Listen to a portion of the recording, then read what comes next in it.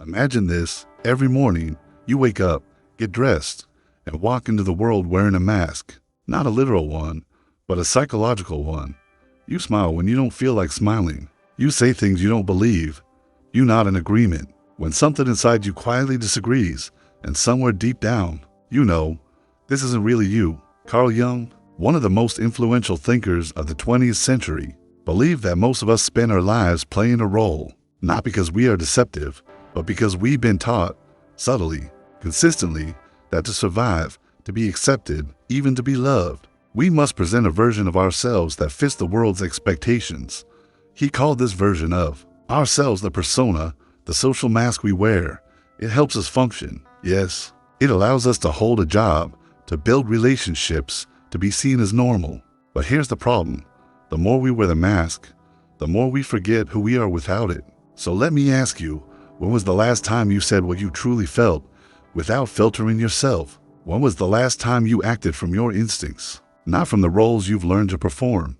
And more importantly, do you even remember the person underneath the mask? For Jung, this wasn't a rhetorical problem. It was the beginning of an identity crisis, a silent, invisible crisis that plagues millions of people. We feel anxious, depressed, unfulfilled, and we can't quite explain why. We think we need a new job, a better relationship, a healthier body, but maybe, just maybe, what we really need is to meet ourselves for the first time. This journey, from the persona to the true self, is what Jung called individuation, and it doesn't begin with self-improvement. It begins with a confrontation with the mask you wear. Let's go deeper. From the moment you were born, you were conditioned. Parents, teachers, peers, even the media, they all played a role in shaping who you thought you had to be. Maybe you were praised for being the smart one, the strong one, the polite one, or maybe you were punished for being too sensitive, too loud, too curious. Bit by bit, you learned which parts of you were acceptable and which were not, and the unacceptable ones, you buried them. This is how the persona is built, not maliciously, but through necessity. You learned to adapt. You became what the world seemed to reward, but in doing so, you began to split from your authentic self. At first, this adaptation felt like safety, but over time, it begins to suffocate, because the more you invest in the mask, the more fragile you become. You start to depend on external validation to feel real. You're terrified of being seen as a fraud, of failing in front of others, of revealing your inner doubts. And here's the paradox. While the persona was meant to protect you, it ends up imprisoning you. Let's pause here. Are there parts of you that you've hidden, not just from others, but even from yourself? Have you ever laughed in a room full of people and felt completely alone? Do you sometimes catch yourself in the mirror and not recognize the person looking back? This is the quiet tragedy of the persona. It promises connection, but delivers disconnection. It offers safety, but breeds inner emptiness. Jung warned us of this trap. The world will ask you who you are, and if you don't know, the world will tell you. In other words, if you don't define yourself from within, you will be defined from without. But here's the hopeful truth. The persona isn't your enemy. It's just incomplete. It's only a part of you, and the journey ahead is not about destroying it, but about going beyond it. Imagine this. Beneath the mask you show the world, beneath the smile, the politeness, the performance, lives another part of you, a part that doesn't always agree, a part that doesn't comply, a part that wants, feels, rages, fears, longs, desires. Carl Jung called this part the shadow. And here's the truth that most of us never want to admit. The shadow isn't just a dark corner of your psyche. It's the part of you that holds everything you've ever been told not to be. Too emotional, too ambitious, too different, too loud, too quiet, too needy, too much. These traits didn't disappear. You just learned to exile them, to bury them in your unconscious. But what's buried is not dead. It lives beneath the surface. And when you least expect it, it speaks. It speaks through your reactions, through your envy, your judgment, your addictions, your fears. Have you ever met someone who irritated you instantly, without any clear reason? Have you ever hated a certain trait in another person? Arrogance, weakness, drama, only to later realize you possessed it too. That's projection, and projection is the shadow's favorite disguise. Jung said, everything that irritates us about others can lead us to an understanding of ourselves. That's a terrifying idea, but also a liberating one, because if your shadow holds everything you've rejected, then it also holds everything you've disowned: your creativity, your assertiveness, your intuition, your power. You see, the shadow isn't evil. It's just unknown. And what we refuse to know about ourselves ends up controlling us from the dark. That's why facing the shadow is not a choice reserved for the brave. It's a necessity for the honest. Let's slow down here. Ask yourself, what parts of yourself do you pretend not to have? What emotions make you uncomfortable, even in private? What stories do you keep repeating? Pain, sabotage, failure, but never seem to escape. These are clues, and your shadow is leaving them like breadcrumbs. Here's the paradox Jung offers us. The more we deny the shadow, the more it controls us. But the moment we look it in the eye, it begins to lose its grip. This process is what Jung called integration, not suppression, not escape, not perfection, but wholeness. Wholeness means accepting the entire spectrum of who you are, not just the parts that are easy to love, but also the ones that scare you. Think of it like this: a tree cannot grow tall unless its roots grow deep. The light you seek above is only as stable as the darkness you're willing to face below. Jung believed that people don't become enlightened by imagining beings of light. They become enlightened by making the darkness conscious. That means, instead of chasing positive vibes and surface calm, we look inward into the chaos, the pain, the fear, and we ask, what are you here to teach me? Let me give you an example. Say you feel deep insecurity around your intelligence, so you become obsessed with being right. You dominate conversations. You mock those who seem less informed. But underneath, there's fear of being seen as stupid, unworthy, replaceable. That fear is your shadow. But when you face it, not with shame, but with curiosity, you begin to reclaim the energy you lost trying to hide it. You realize that you don't need to prove anything. You can be humble, open, free. This is what the shadow gives you when you integrate it. Freedom. Freedom from the endless performance. Freedom from self-sabotage. Freedom from pretending to be someone you're not. But be warned, the process of integration is not comfortable. In fact, it often feels like falling apart. You might cry. You might resist. You might question everything you thought you knew about yourself. But don't confuse this with failure. It's the shedding of the false self. It's the breakdown before the breakthrough. It's the moment when the mask begins to crack, not to collapse your identity, but to let the real you finally breathe. So here's the question. Are you willing to meet your shadow, not as an enemy, but as a forgotten ally? Are you willing to stop running from the parts of yourself you were taught to hate? Because the truth is, you were never too much. You were never not enough. You were simply taught to shrink, to fit, to please. But your soul doesn't want you to be small. It wants you to be whole. And that begins by turning toward the dark with open eyes. In the next part, we'll explore how this inner conflict between the persona and the shadow plays out in your relationships, your identity, and your life choices.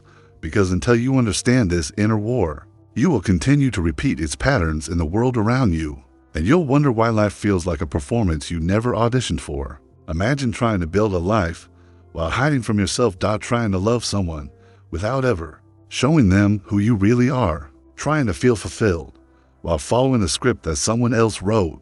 This is the reality for millions of people, silently, unconsciously, living out the tension between who they think they should be and who they actually are. Carl Jung believed that this inner conflict between the persona and the shadow is not some abstract psychological theory.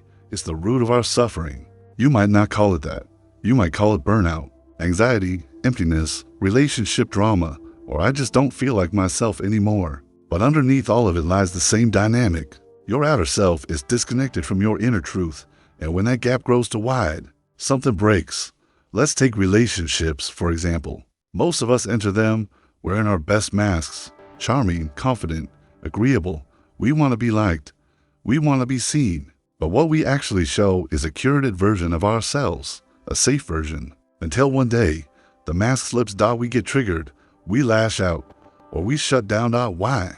Because our shadow, all those unspoken needs, fears, insecurities, starts to push through.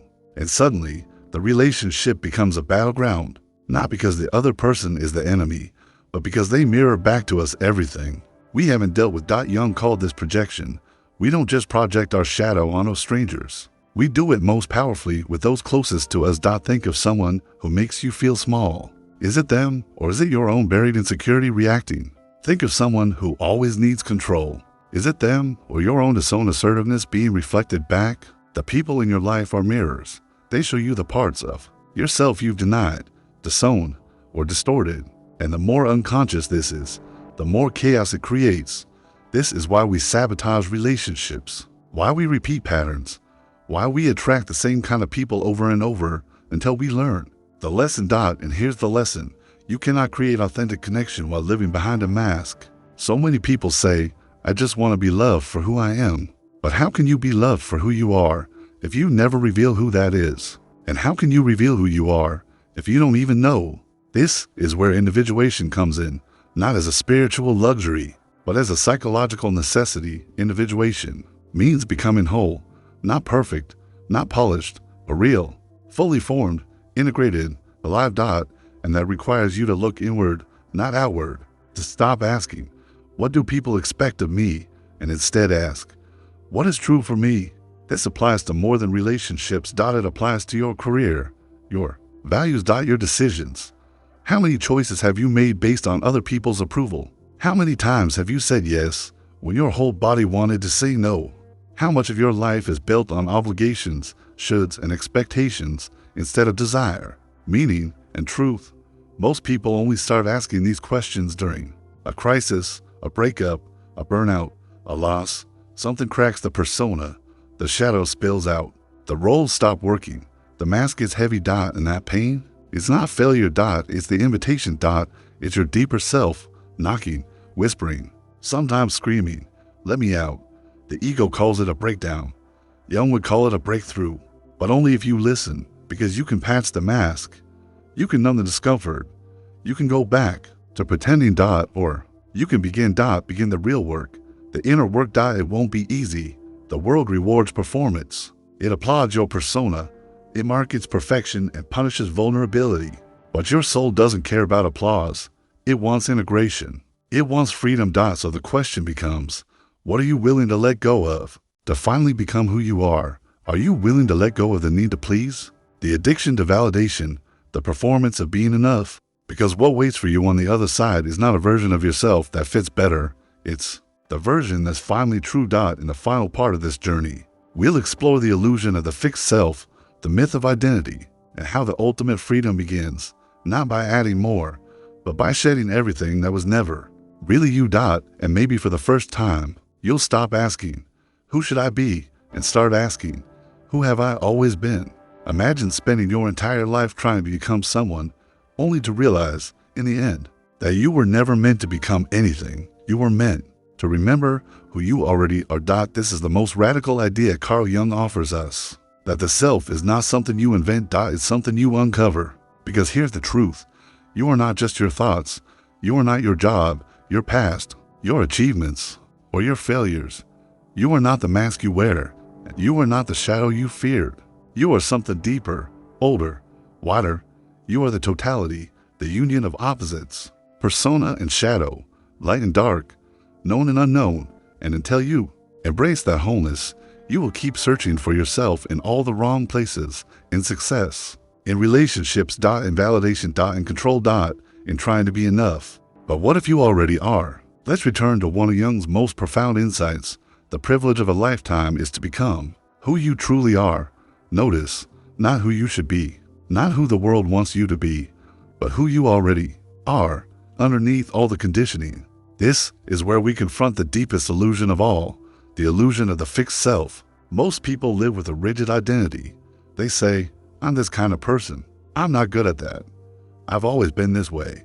But Jung, like many mystics, philosophers, and psychologists, tells us that's not you. That's the ego's story. The ego creates a false sense of permanence. It clings to labels, categories, and roles because it fears change. But the real self is fluid, evolving, expansive. It's not a noun.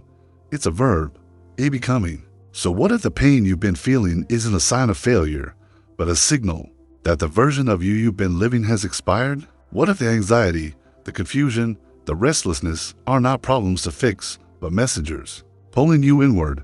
Because the further you drift from who you are, the louder your soul becomes. Not with words. But with discomfort. With emptiness, with that haunting sense. This isn't it. Jung understood this well. He believed that the unconscious, the deeper, wiser part of you is always trying to lead you home. Through dreams, symbols, patterns, SYNCH or ONICITIES. Through what you're drawn to and what you resist. Through the moments you can't explain, but can't ignore either. But the question is, are you listening? Because you don't find your true self through willpower. You don't create it through success. You don't prove it through achievements. You find it by letting go of the persona you were taught to wear, letting go of the stories that kept you safe, letting go of the shame, the guilt, the roles, the expectations, and then what's left? Stillness. Simplicity. Silence.